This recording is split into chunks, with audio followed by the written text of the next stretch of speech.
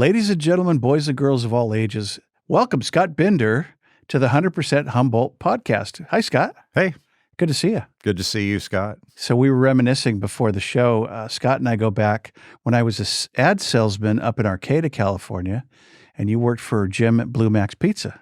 Yeah, we were on the plaza for quite a long time. We were right next to studios at KXGO Radio, right on the plaza. So there was a lot of activity. It was a lot of fun. It was In a Arcata. Great place to work. Yeah, and that kind of speaks to you know the area. You were born and raised here. I was born in Eureka at the old General Hospital. Wow. In the wing that now houses Sempervirens. That's so appropriate. So how appropriate is that? That's a good one. It makes a good story. Sempervirens is, by the way, the kind of the mental hospital. It's psych ward, I guess. Yeah, it's a lockdown facility. Yeah, that's better said. So tell us the Scott Bender story. Tell us your, beginning and middle and now. Beginning and middle and now, okay. I was, of course, we hit the beginning. I was born in Eureka. My parents lived at the time in Crescent City. About the time my mother went into delivery, she was staying in Trinidad with her mother, my grandmother and grandfather. Mm-hmm. And they had me, then moved back up to Crescent City. My dad was a Jippo logger, and he had a logging show up in the Smith River area at the time. And we were there approximately 3 or 4 months with me as an infant. My parents rented a house right on Pebble Beach Drive. Yeah. Overlooking the ocean, right on the cliff. The house was actually on stilts. This is the other Pebble Beach. The other Pebble Beach Drive in Crescent City. Right. And here comes the big tsunami and all that, and the 1964 storm. That was a big storm that year. It was a big storm that year. Yeah. And anyway, it scared the hell out of my mother. Yeah. So she immediately packed me up and moved home. Trinidad. Wow. Go figure. Okay, so I lived from about age 4 months to right around 4 to 5 years in Trinidad. Okay, beautiful town. Trinidad, California. Yeah. I'm going to show you on the map. You don't need, I'm going to show our watchers. Trinidad right here, big whaling harbor, probably the most amazing place on the North Coast. We rediscovered it during COVID, and that's Joni and I take a picnic up there. Yeah, I took my kayak out of the boat launch there quite often. Oh, it's beautiful. Yeah, it is. It's wonderful. So how was it growing up in Humboldt County? Did you go to McKinleyville High? Anyway, yeah, I went for my first half of the school year for my kindergarten year in Trinidad, and then we moved to a house overlooking Clam Beach on Patrick Creek Drive. Right. And I spent, I enrolled in Dallas Prairie School, and I was in Dallas Prairie School for the second half of my kindergarten through 6th grade, transferred to McKinleyville Middle School or McKinleyville Elementary School, MES, which is what it was back then for 7th and 8th. Right. And then I went to Adventist School in Fortuna for grades 9 and 10. How about that? Okay. Yeah, that was a heck of a commute. It took approximately 2.5 hours each way because the school bus weaved around everywhere and picked up all the students between McKinleyville and Fortuna. So I did my homework on the bus. Huh. And so when I got home, I had my free time. So that's the old Fortuna Academy. The old Fortuna Junior Academy. I believe it's still there. Funny story. You don't know this about me, or maybe you do. I was a long-haired, feral hippie child, smoking gobs of marijuana at 14 or 15. And who's at the door? It's an old Adventist man named Roy Guess, who shows up and he's got a free Bible. He goes, Scott, I've got this free Bible that you ordered. You mailed it away. Good news for modern man. And I said, could you come back later? Because it's almost a Cheech and Chong movie, smoke's coming out, the whole thing. And it's comedic. And he goes, I would like to come back next Tuesday, okay? And for the next 14 Tuesdays, we studied some really solid parts of the Bible. It wasn't all Adventist, Sabbath, but he made a difference in a young knucklehead. And I said yes to, he goes, if you go 13, 14 weeks, I'm going to give you the free leather white Bible. I go, there's nothing wrong with that. I'm just a broke kid in the hood. And without going on too long, I ended up getting baptized to my Lutheran mother's chagrin. She didn't like that much, but she came on a Saturday.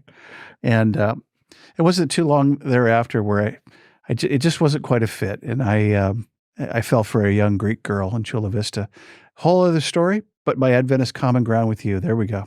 Hey, that's the greatest story. Yeah. So what happened after the Anyway, junior high? After junior high, junior high, 7th and 8th, and then 9th and 10th was the first 2 years of ninth grade. I went, actually, it was ninth grade and 10th grade at Fortuna Junior Academy.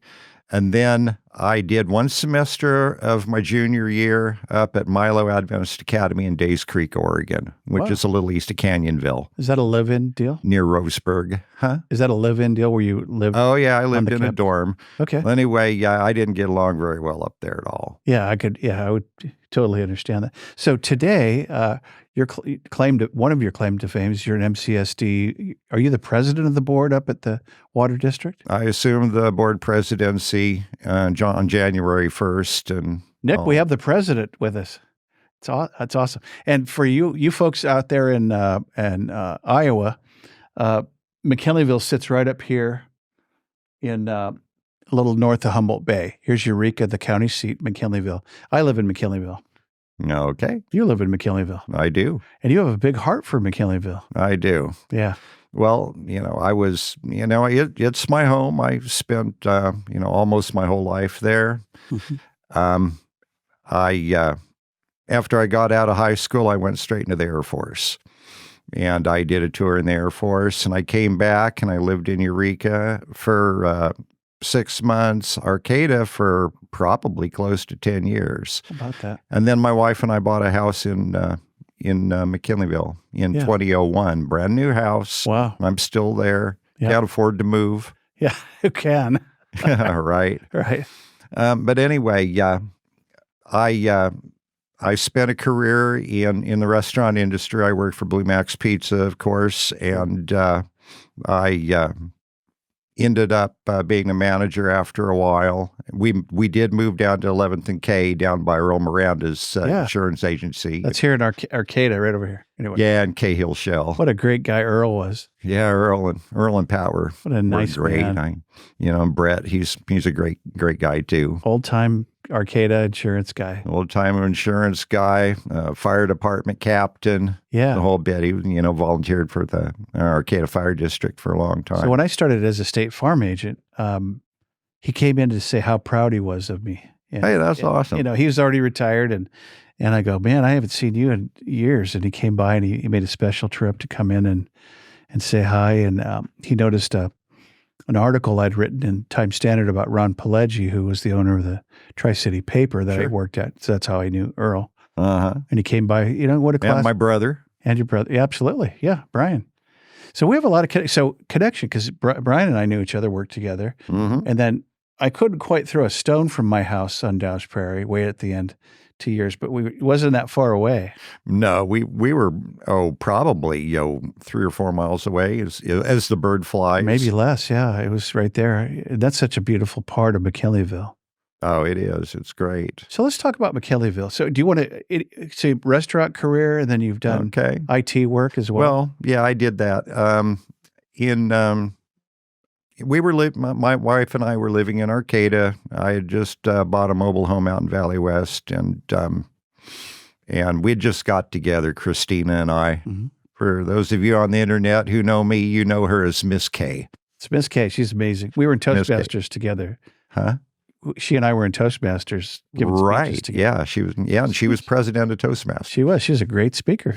Yeah. She is a great speaker. Lovely lady. Yeah. Anyway. Yeah. So you married up. Oh, I married up. Way up. We were married in 1997. Our first date was in 1995. Last week we celebrated our 29th dating anniversary, which I consider to be our real anniversary because we've been together constantly ever since that first date. Awesome. That's wonderful. Okay. And anyway, in 1997 we were married. And by that time, we had decided that we needed to get a house, and so we moved to McKinleyville. I had stopped working in the pizza business in 1990, let me see, what year was it? 1996. February of 1996, I went to work for a man named Jim Eli, who owned Varsity Ice Cream Company, another old school That's arcade Yeah. company. So you were a Dreyer's ice cream guy. I was Dreyer's ice cream guy. Man, what great ice cream. Yeah, but I was mainly known as the Humboldt Creamery guy, and my route was the Klamath Trinity Valley, Willow Creek, Hoopaw, Orleans, Soames Bar. Sure. I went out to Burnt Ranch. I serviced Burnt Ranch School. I served all the schools, and I was there for nearly 23 years. I'm chopping at the bit to point at my map right now. You ready? Yeah. So Blue Let's see Lake, if you can stab it. I've never gone this far off the map, so bear with me. Okay. Sawyer, Willow Creek, Hoopa Reservation way up here. So Humboldt County is pretty remote, as you know, on that route. Humboldt County is very remote, and your map won't show Trinity County, which I also serviced, and Lower Siskiyou County. Soames Bar's right up at the top there, and you can see it. Let me see. I'm going to find it. Okay, it's up there at the end of 96.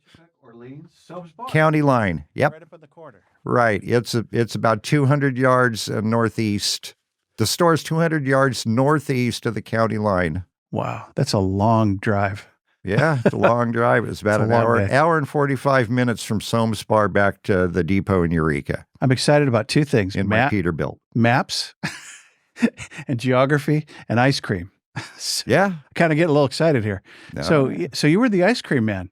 I was the ice cream man. Van Halen song. Yeah. So you brought all the ice cream to the hot areas because in that inland area, it gets quite warm. Oh, absolutely. And I started super early in the morning. Yeah. You know, I got up at 1 a.m. sometimes. Wow. I still get up at 3:45 a.m. each morning. You're an early bird. I know you post very much early, bird. man. Yeah. Nothing wrong with that. Early bird gets nothing the work. wrong with that. And that means I can, I can do all the things that I want to do before the world wakes up. My phone starts dinging. I get in my prayer and meditation first thing. It's good. And then I get online and I start answering questions. Yeah. I always have a lot of texts that come in during the night and Facebook messages, people asking me things and wanting information. And, I'll sit down and start helping people. So around the McKinleyville Community Services District sort of questions or just general community questions? Yeah. Generally, I've been on Facebook so long and I post prolifically. Mm-hmm. And people have come to recognize that if you have a question about McKinleyville or pretty much anything, Humboldt County, whatever, ask me. I'll probably know. And if I don't know, I know who knows. Yeah. May I pay you a compliment? Yes. You are straight up with people without any virile, if I use the word right. There's no nastiness to you. It's straight up. It's logical. It's fair. When I read your post or your responses, and Joni and I have commented on this. Joni's my wife of 42 years, as you know, Joni. I know Joni. The eggs are starting to produce, by the way. The chickens are back. Awesome. So more on that later. We'll get you some cartons. Yeah, ADD's kicking in. So we have a bag of them in the garage for you guys. Okay, cool. Yeah. So we like your post and the fact that you have this. I would even call it a persona online. I think it's just you, and it's straightforward. And I've never attended an MCSD Community Services District meeting, but I can only imagine that you conduct that business in the same spirit. Well, I've only been president for a couple days. Couple days. I've only done one meeting, and then one meeting last year I conducted, and I didn't screw it up. Good.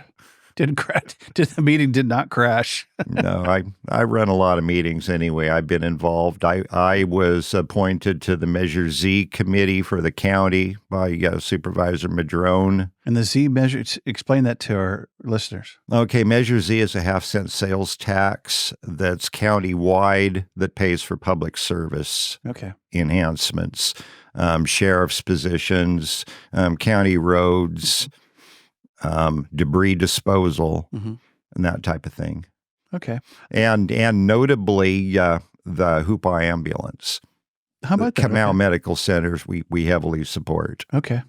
Yeah. So let's walk this back for a quick second. Okay. So McKinleyville, in essence, is probably as big as Arcata without Cal Poly student present, right? Is it roughly Okay, the same in terms of population, okay, the McKinleyville census designated place, the McKinleyville CDP, which is the zip code 95519, is in area bigger than 95521. Okay.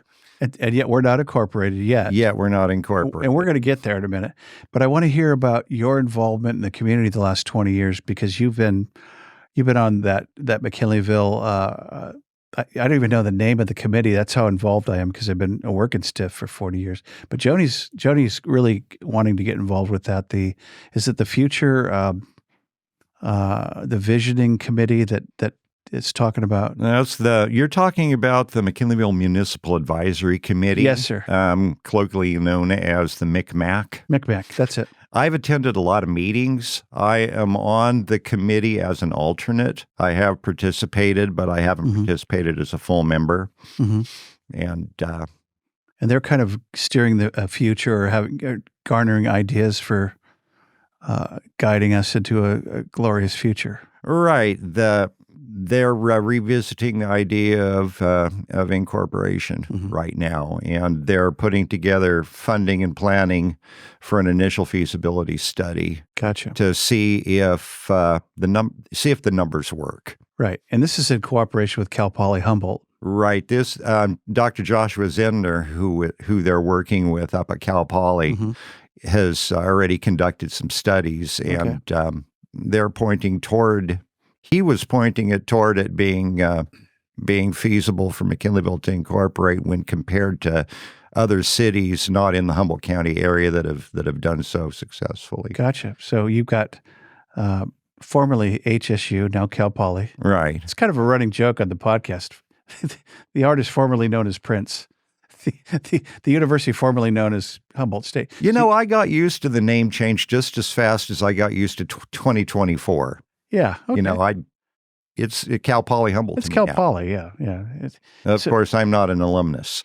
Yeah. Okay. Where did you, so question for you then is this is a tremendous resource to do this kind of feasibility study, because he's bringing the university kids, staff, money, technology. Okay. He is, but it has to be done by a third party. It has to be done by a neutral party, and a business whose sole business is to conduct these type of studies. It's going to cost several $1,000s, and they're going to have to contract with that.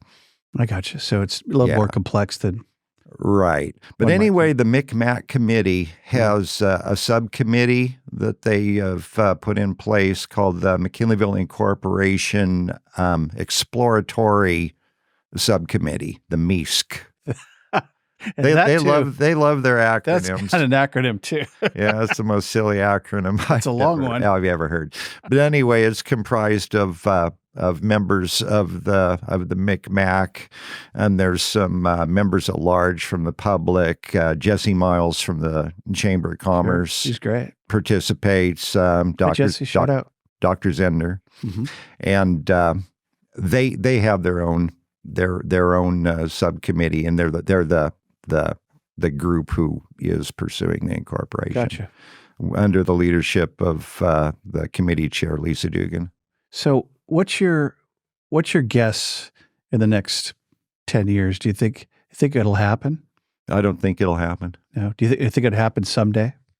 It'll happen someday if we can ever get some sales tax revenue into McKinleyville. You go down the street, you see all these empty businesses. I don't even think that the Chevrolet dealership is there anymore. I think that they're gone. Yeah. Okay. We need a sales tax base. Now, of course, Life Plan Humboldt and We Are Up, the two housing developments that are being put up, they're going to contribute to that sales. They've been on the show, both Mary and Dr. Ann. Yeah, I saw them yesterday at the State of McKinleyville meeting. Yeah, how did that go? By the way, Hall. It went great. Good. It went great. There was Mary and Ann, both from there, and Lisa Dugan spoke from the MCMAC. Cody Rogetz from the Humboldt County Department of Aviation. He runs the airport. Okay. and Pat Kaspari, the MCSD general manager. Gotcha. And they both presented.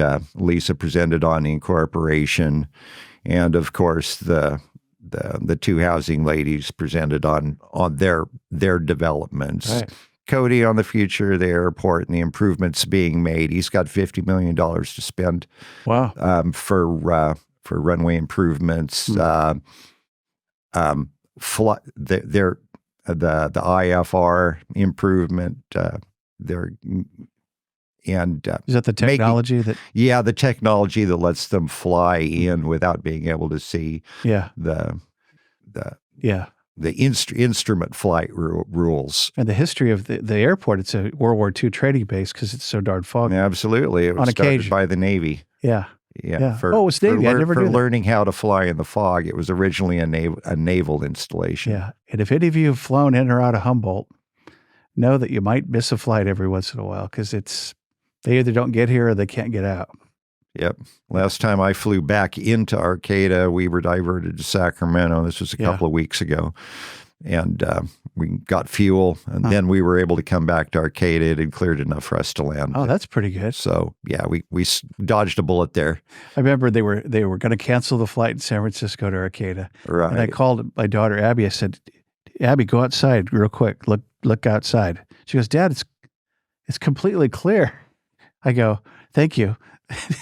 We're right next to the airport. So I go, and so they let us on. But yeah, it's quite an airport. And we're right by there, so you're not far away either. Yeah, I'm not far away, but you're directly across from it. Yeah, depending which way the wind blows, you can hear the 620 jet stereo. If they take off to the south, they go right over the top of my house. Yeah, you would. I live right off a railroad. Yeah, so they make that turn and go out over the ocean to get in their lane in the air. Right. So it's a pretty well run outfit, I think. Right, as airports go. Is that your opinion? I think so. Yeah. Other than the fog and the chance of getting fogged out. Right.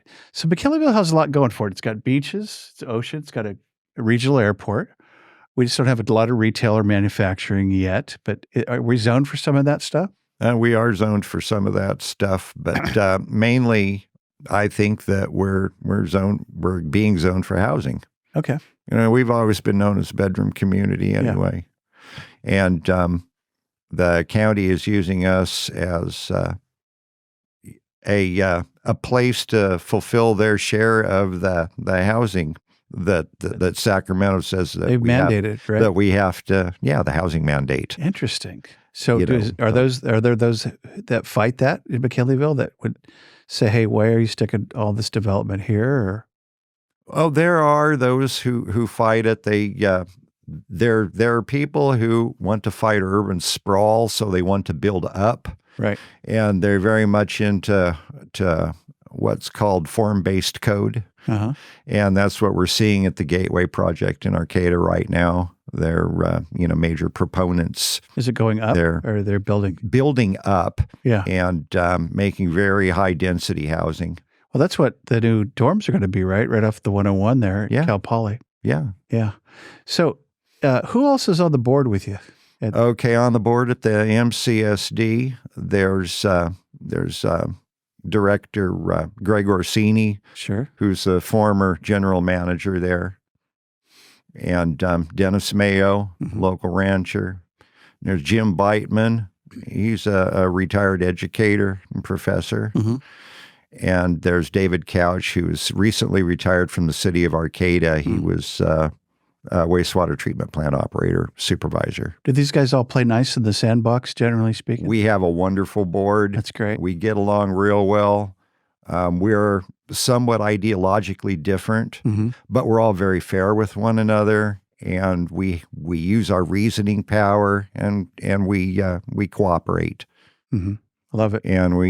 And for all five of them, we want the best for McKinleyville's the citizens that live there. I think it's a pretty well-run board and agency. The fact that hardly anybody ever comes to our meetings from the public says both good and bad. Mm-hmm. The bad is that we want people to participate. We want to hear the community voice. We want them as part of our decision-making process. But the fact that they aren't there means that we're doing our job effectively. We're not causing controversy. We're very, very transparent. You know, I run my little campaign, if you want to call it a campaign, on transparency and on sticking to our mission, which is providing safe, effective, and financially, fiscally responsible water, wastewater, street lights, library services, and parks and recreation to our community. It's pretty diverse. So you're kind of City Hall. We're the closest thing to City Hall that McKinleyville has right now. Which means that you are, Mr. Mayor, I am de facto mayor of McKinleyville with us here today. You know, what's funny is on the McKinleyville Community Watch page, a lot of people has referred to me as the mayor of McKinleyville, almost as much as Jerry Eves. If you knew Jerry, that's funny. That is funny. It used to be, what's her name? She was the mayor of McKinleyville. She passed away a couple years ago. I'll think of her name here in a minute. But she was a hard worker at the senior center. Eleanor Sullivan. Thank you, Mayor Sullivan. Sullivan. Yeah. What a sweetheart she was. Another thing I want to mention is that I'm also the executive director of the McKinleyville Senior Center. Wow. Okay. When I was elected to the board of directors in 2021, board members were named as one board member was named as a liaison to the McKinleyville Senior Center. From our board to the McKinleyville Senior Center, and I was chosen to fill that position. I started going to their board meetings, and I started participating with them, asking questions, asking financial questions, and looking at their books and all that. And I'm a numbers guy. Nice. And I guess it spooked the last director that they had. And one day he just didn't show up, and nobody's heard from him again. Let's audit the books, folks. And so they assembled a hiring committee, and I was asked if I would like to lead their center. Very nice. And I was unemployed at the time, other than doing some independent contracting with the computers, like you'd mentioned. I do that too. Yeah. But I don't talk a lot about that because I can't. Yeah, no, I understood. So I want to talk about you for a minute and your vision of Humboldt County as it relates to North County, McKinleyville. Okay. Past, present, future. But I almost have to ask about the future. Do you see a political aspiration? I don't think you're as ambitious as the negative side of that. But if people said, "Hey, why don't you do this?" Would you run for supervisor or something like that if the opportunity was there? Well, Is that too direct? No, I think that this is the pinnacle of my political career. Okay. I don't want to get into politics to make a living. Right. I'm into politics, if you want to even call it politics, to make a difference, to help people. Yeah. You know, my whole life is helping people. So just like I led off with, I woke up this morning at 3:45, 4 a.m., did my prayer and meditation, and then I got on the computer and started answering people's questions, helping people, and I do that all day. That's wonderful. In one way or another. There's a saying, early to bed, early to rise, makes a man healthy, wealthy, and wise. Okay. And I really like that one, and that's our old buddy. Everybody will know this. It's, any age, it's all Ben Franklin, but there's so much truth in that. And, get up early, get in the office early before everybody else does, come in early and stay late and get the job done. Well, like I had originally said, getting my stuff done before the world wakes up and my phone starts dinging. Yep. Oh yeah. So what do you see, as our past and our present and our future for the county? How would you quantify the past and the present, and what would you like to see for the future, just generally speaking, Scott? Okay. Well, I really don't know. I just want to be happy. I just like to see everybody get along. We've become so fractured. Oh, yeah. People identify politically now rather than their identity is wrapped up in their politics, right? Or some sort of ism that they have or are against. and their ideals are become part of their identity rather than Well said. their humanity being their identity. Brilliantly said. Yeah. What do you think the key is to get away from that? How do we step back? I can't speak for anyone else, Yeah. but the key for me doing that is to be very conscious of my spirit, being spirit-led rather than self-led.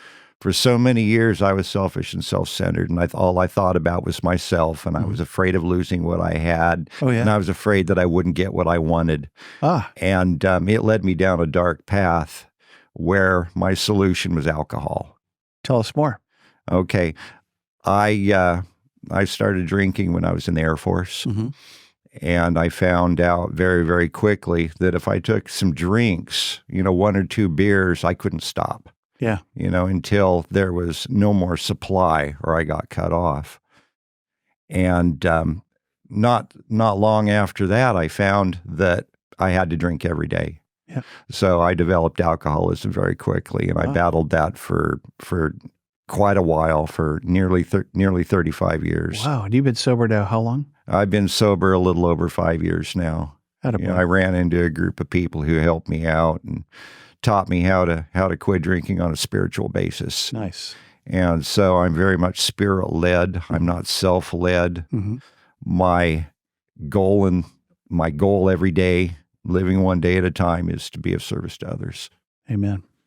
Yeah. Good word. Is that AA? I can't say. Can't say that. So I have a similar. So it turns out we have a lot more similar journey than you know. I at 17, 18, 19, my partying career continued. Of course, coming to Humboldt and getting sober at 20 makes no sense at all because this is was the weed and is the weed capital of a lot of the earth. Yeah. But so counterintuitive, I got sober. But my father drugged me to all these AA meetings all over North San Diego County. He sold insurance on Camp Pendleton Marine Corps Base.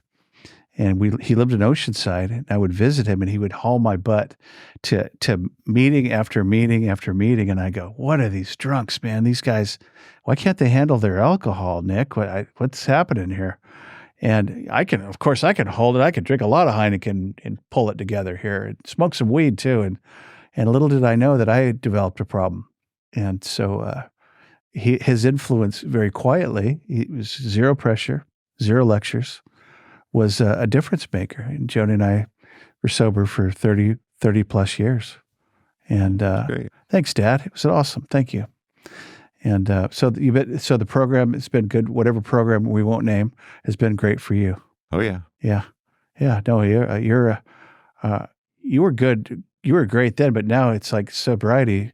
What has it done for you in terms of just the sober lifestyle? Yeah, you mean as far as physically? Anything relationally? Physically, I can remember things. That's important. And things like that. But anyway, yeah, it's more of a spiritual journey than anything else. I like that early morning prayer and meditation. Yeah. Is there any reason why we wouldn't do that? Ego.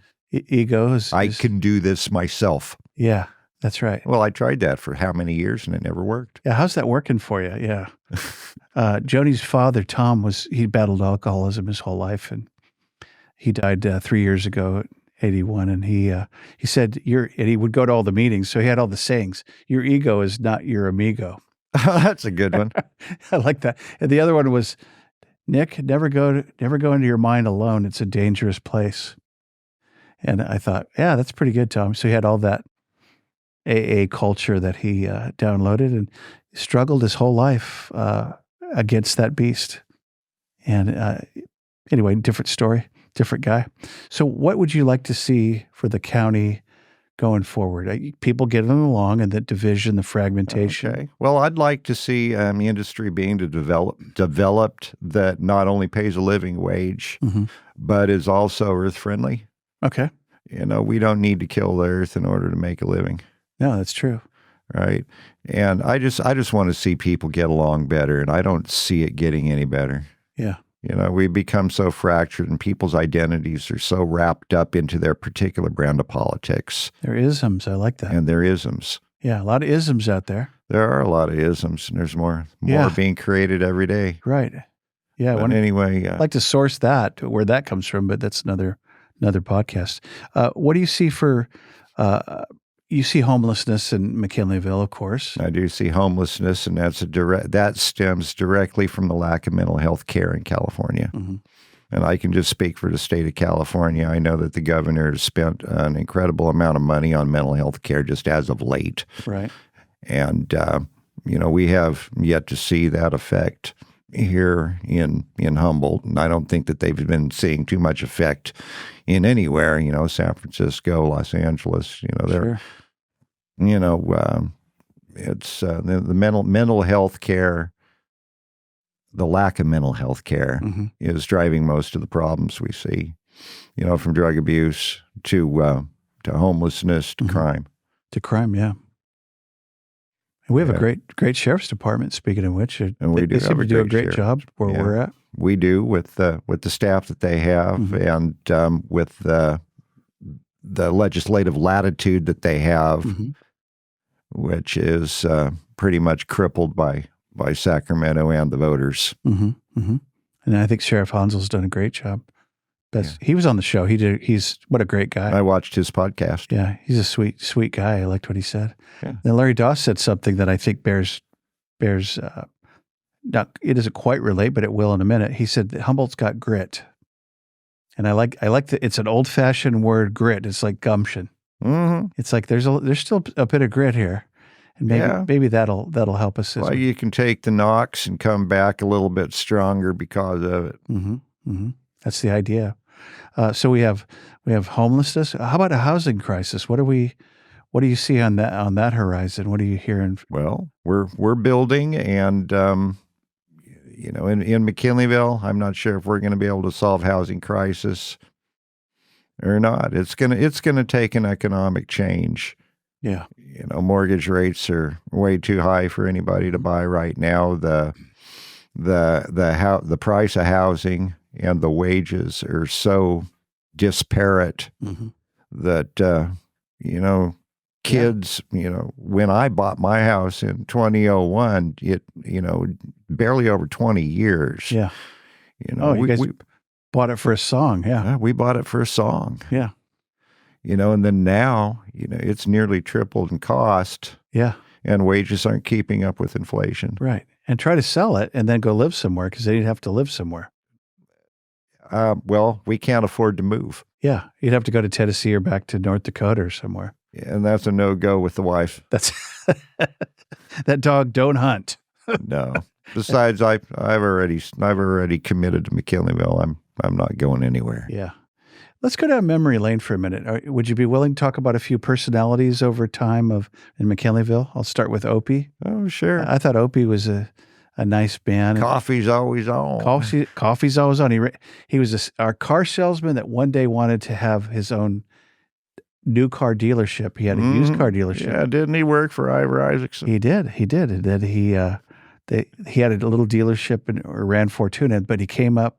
He bought that land and opened Opie's Fine Cars. Where what's the coffee? It's always what? The coffee is always on. Always on. Come on down. He was delightful. Who else you remember from the past in McKinleyville that touched you in any way? I remember from the past. Well, Ed Estes, for one. Okay. He was a great history teacher. I liked my teachers. Ed Estes was a great teacher. Dean Chesbrough at the high school was a great counselor. His wife was my fourth grade teacher at Dallas Prairie, Evelo Chesbrough. Were they related to? Oh, I knew her. Yeah. Were they related to West Chesbrough? No. Okay. Different. Same name. Different spelling. Different spelling. Okay, gotcha. I remember Dick and Don Miller. I mean, the Miller brothers who owned Miller Farms giant nursery in McKinleyville, and big difference makers, employed a lot of people. They did. And they inherited it from their papa, right? Henrietta Hartman. Ah, there's one. There's one. My first legal job. Tell us a story about Henrietta. She was the Annie Oakley of Dow's Prairie. This lady, I can tell you an Annie Oakley story. Carried a gun in the pickup. Carried a gun in the pickup, had a shotgun filled with rock salt. Oh, yeah. That she carried on her tractor. Right. Yeah. Anyway, I lived on Patrick Creek Drive. So you would have known her. And yeah. her property is in back of Patrick Creek Drive between there and Dallas Prairie Road. First day we Some of moved it. in, she pulled up in her pickup. She looks out, and I'm looking at this gruff, kind of dirty lady. She goes, "You got any dogs?" And I go, "No, ma'am, just kids." She goes, "Good, because I shoot dogs. They eat my sheep." And I go, "Honey, come and meet the nice lady." And she became a friend in later years, and she softened, and God and time and life really mellowed her, and she was quite the sweetheart. Yeah. I worked for her pulling bulbs Oh, you'd know, at the end of Woody Road. She lived right there at Woody Road at Dallas Prairie for a lot of years, and at her bulb farm on Murray. She had a lot of acres back in the day, I bet. She did, the daffodil farms. How Yeah, about she that? she had different places, and then I did work at her house too. Now, she would be a historical figure for McKinleyville, because McKinleyville historically was bulbs and was it carrots and potatoes and other kind of crops? Yeah, crops, cabbage, and this type of thing. The Hewitt Ranch, Okay. Hewitt Farm out there on Azalea, and Sure. they grew a lot of produce. Of course, Badsguards by the airport, and Did you ever know the flower guy, Leslie Woodruff, No. that developed the Stargazer lily? I've heard a lot of his stories. That Lane DeVries, I guess he bought the patent, and then Sun Valley Bulbs has made it a legend. Mm-hmm. But- I've heard a lot of stories about him, and Interesting guy. I posted a lily not too long ago on Facebook, and somebody brought his name up. And, Yeah. we talked a lot about him. He's an interesting dude. He real gruff, real rough, McKinleyville, rough hands. And my father wanted to meet him. He was a flower freak, and he came in from Oceanside and took him over to Leslie's house, and he was sick. He was sick in bed, and they still waved us in and come on in to meet Leslie. He's my dad, and his daughter she lived there, and I'll never forget. My dad was very tender, recovered alcoholic, and was unafraid, and he gave him a peck on the forehead, and he prayed for him, and it was just I go, "Wow, man, Dad, that's beautiful. What a nice gesture, man to man, and with respect." And he loved the man's life work, which was, you kids out there, go find a Stargazer lily today and give it a smell, and you'll know what I'm talking about. All right. Anybody else come to your mind? Oh, I was just thinking of some of the people that I knew. I knew a lot of the firemen for whatever reason. How about that? Jer Buck comes to mind, Huh. not only because he was a member of the fire district. Buck. Jer Buck, Uh-huh. but he was also the vice principal at the elementary school Okay. that I went to. And I used to hang out at the fire department because when I was in 9th and 10th grade, the school bus had dropped me off from Fortuna Junior Academy at CR a lot so that I could go in and play on their computers. Early nerd. Right. I was Yeah. a very, very early nerd, Adapter. playing on their mainframes. And I'd take the last bus to McKinleyville, the Humboldt Transit bus, and it would drop me off in downtown McKinleyville. Of course, there wasn't a bus stop at Clam Beach. Right. And I would go over to the fire department to wait for my dad to get back into town after wherever he was working that day. And the firemen let me sit there in their fire station and wait for Dad, because it was warm and I was safe. Sure. And so I got to know all the firemen, Ordell Murphy, fireman, Famous. Bill Hover. Uh-huh. Do you know Frank Toasty? Frank Toasty, of course. He's my next door neighbor. Okay. What a nice man. Yeah, Frank and Sari. She taught 8th grade Yeah. at the elementary school when I was there. That's right. And yeah. I think a lot. Yeah, I got into computers really early. Mm-hmm. And I've been into computers ever since. I ran my own bulletin board system when I was living in Arcata, dial-up BBSs. Oh, remember those? Yeah. Yeah, that was fun. And then I, got into like Facebook real early. Right. So you run the thing every morning. The right. today, what's it called? The Humboldt County on Alert. On Alert. Yeah, and gosh, and I look at That's that my thing. group. I was actually given that group by a woman who started that group some years before she had given it to me. Oh, perhaps 6 years ago, 6 or 7 years ago. Pre-COVID then, yeah. Right. It was well pre-COVID. Yeah. It was, gosh, it must have been 2016, 2017 when she gave me the group. It had 3,000 or 4,000, pretty rough people who weren't very respectful. And I turned the group around and kind of grew it into a Facebook group that was about service. And it was about disseminating information. Sure. And what do you have the other one that today in photos in Humboldt County is that? Oh, the daily inspirational photo. I started that the day of the governor's lockdown when he said that we had to stay home. How about that? And because if we're going to stay home every day, we need to see outside. We need to be aware of the beauty of Humboldt. Yep. And so people share some of the beauty of Humboldt. A lot of it. A lot of it. And I kept doing this day after day. Yeah. Show us your pictures. Because if we can't get outside to see these pictures, we need to experience this beauty. So if I want to become a member of that, I already am. But if you already are, so if somebody, I love it. I mean, the photos, especially with the technology today, this camera can take world-class pictures of a world-class place and put them up on Facebook by 7 a.m. We see it every day. Yeah, it's full. I look at that, I marvel. I go, how long is this thread? Right. Technology has made everyone an expert photographer. That's right. Especially if they know how to edit their pictures. That's absolutely true. So I look at that and I go, okay, there's something, you hit a note. So what are these are two sites. Do you have a third that you monitor or curate? I run an artisan pizza site. Well, that's some. What are the three names again? Give them to us one more time. Well, Artisan Pizza is one. Humboldt County on Alert. That's my group. I'm also an admin on McKinleyville Community Watch, and I've been there for a long, long time. And then what was the other one? This Day in Humboldt, or the photo? The photo. That's just a photo thread on Humboldt County on Alert. Okay.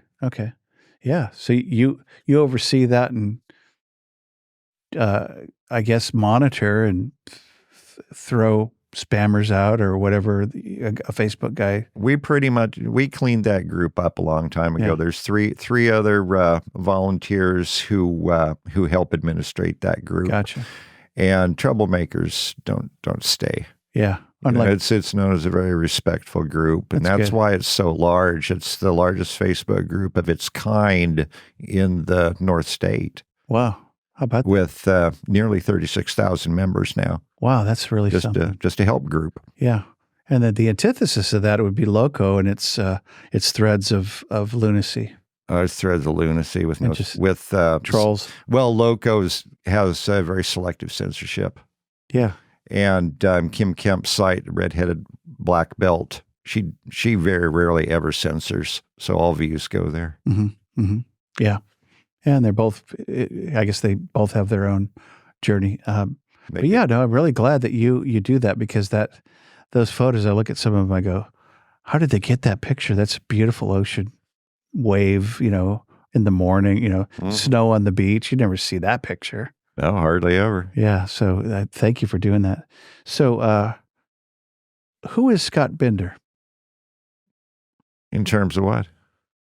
Just generally, who are you? And so Joni's father, recovering alcoholic, had two questions I'm going to ask you. So one of them is who are you and what do you want? And you kind of stated some of this already, but I'll let you maybe take another run at that. Who is Scott Bender? I'm just a regular guy who wants to lead a happy life and wants to see other people happy and is just along for the journey. Nice. I have no real aspiration other than to be happy and to help other people be happy. That's an agenda, a good one. It's a lot of work. It's hard being me. Yeah.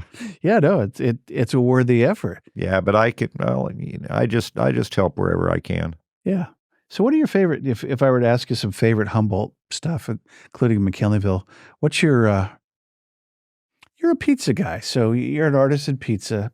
Artisanal, is that the right word? Yeah, artisanal pizza, homemade pizza maker. Oh, I man. have a propane-fired pizza oven in my backyard. Yeah. And I've seen some pies come, at least I've never had one, but I've seen the pictures. Where would you go to have a good pie in Humboldt? My house. Besides your house? You go there, that's not a restaurant. You know, Scott, the truth is that I don't go out for pizza. Okay. I've heard that the Live from New York makes a good product, but it's not wood-fired. It's a pretty good product, yeah. Yeah, there's a place in Blue Lake that makes what I've heard is good wood-fired pizza. Okay, I think I know what you're talking about. And they enjoy a good reputation, but I couldn't personally tell you because I've never had their product. You're busy making one at home. Yeah, absolutely. I make one a week. Yeah, I've seen some of your meals. They're great. What's your favorite Humboldt County spot? My favorite Humboldt County spot. If you're just to take Miss Kay and we're going to get in the car and go somewhere, where would you journey off to? Arcata Community Forest, the Ridge Trail, trails 8 and 9. Okay. And your wife knows this. Oh yeah, no, she was there today. That's why she knows. Yesterday.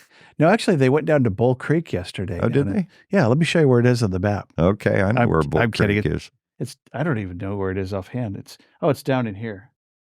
Toward a wee out up by Grasshopper Peak. Mm-hmm. They were down there with all we affectionately call them the Fortuna Old Farts hiking group. Okay. They're faster than anybody you know. Yeah, the only reason I know where that is was because at one time I was a member of a radio club who has a radio gear up on Grasshopper. Okay, so you know where that is. Yeah, I do. Gotcha.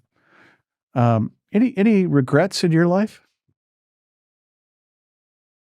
Well, if I were to say I've had any regrets, it would be selfish of me to say because God planned out my life the way that He wanted it to go. Mm-hmm. And so, no, if I said I had any regrets, it would be going against God's will for me. That's a good answer. I love it. I like that answer. What do you want it to say on your tombstone if you could write it or pre-write it? So, just the essence of it. What would you have him write on that? I've never thought of that. Yeah. I've never thought about dying. Yeah. That's really ever. Not really. Okay, good. Sorry to introduce that. I know.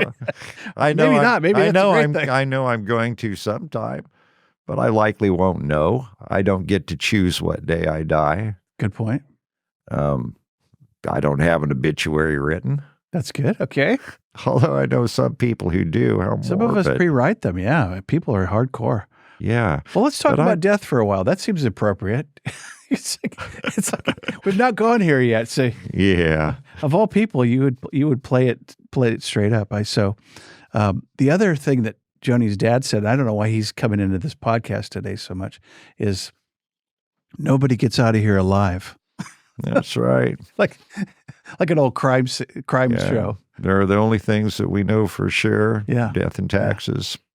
Yeah, I like that though. You don't control the day or the time, and maybe for some of us, but you don't see it coming. That's probably okay, rather than 5 years of lingering cancer, which we've all seen, and it's unpleasant. Yeah, that's true. Yeah, terrible. So, tombstone quote. I'm not going to let you off that one quite that easy. Anything? I don't know. That might be a good one. I don't know. Happy in sobriety, maybe. There you go. Okay. That's good. I'm so glad that you're on that journey. It's so cool. I know sobriety is not something people talk about a lot, because Tom came to our house and I said, Tom, Joni's dad, we're having a barbecue this week. And Matt and the older kids, adult kids are here. Everybody's gonna have a couple of beers. Is that okay with you? Is that going to blow your mind? He goes, Scott, most of America has 1 or 2 drinks every night. He goes, if I have 1 or 2, I wake up 11 days later. Yeah. He goes, I can't handle it. It shouldn't be an issue for me tonight. Please have a beer, whatever you want to have, but I'm not going to partake if you don't mind. And I said, of course I don't. Yeah, that's my opinion too. When I first stopped drinking, People were on pins and needles, about drinking around me because my family in town, they like to have beer and wine with their dinners and stuff, and they're very uncomfortable. They thought for sure if, it would trigger me or something or another, but no, it doesn't. I think it stems from respect, right, and care, and people don't. It does, but I've also made it very clear that I'm the one with the problem. Yeah. You don't have the problem. Yeah. You can enjoy this. I can't, and that's okay. Yeah. Give me a Coke. Yeah, I'll be happy. And some people have a developing problem with their drinking, and they may or may not see it, but that was their journey, and my dad, instilled in me a lot of stuff early on that was really,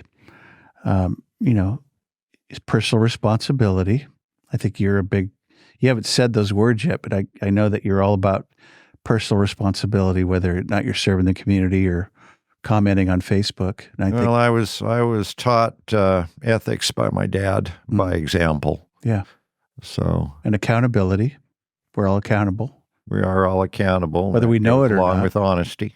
Yeah. And honesty. I think those are all stellar. And I think, sobriety, not a bad deal and probably underplayed. And although they say the non-alcoholic beer is not only not a resurgence, it's a whole new wave. It's that people are drink. They want the beer hit without the beer alcohol hit. Well, you know what? Non-alcoholic beer is for non-alcoholics. There you go.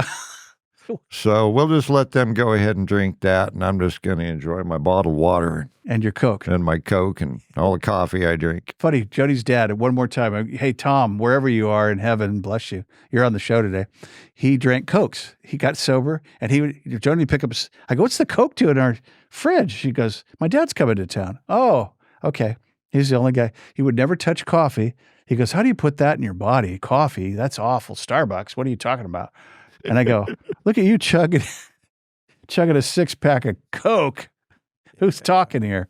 I don't do Starbucks at all. I can't justify spending $4 or $5 for a coffee. There was a day it was a treat and a therapy, and now it's, you might as well go get a roasted chicken for $4.99 at Costco and eat for a week than, a small mocha for $5. It's just, it doesn't add up. Oh, you bet. Anyway, any parting shots? Anything else about you, McKinleyville, Humboldt? No, I'm just glad to be alive. There you go. And I'm here and I'm participating and I'm having a real fun day. Nice. Give us those Facebook sites one more time, what they're titled. So if folks wanted to come on and follow them, and is there some vetting that you do, like a couple of questions? Humboldt County on Alert. Humboldt County on Alert. That's on Facebook. Yeah, that's the one. Mm-hmm.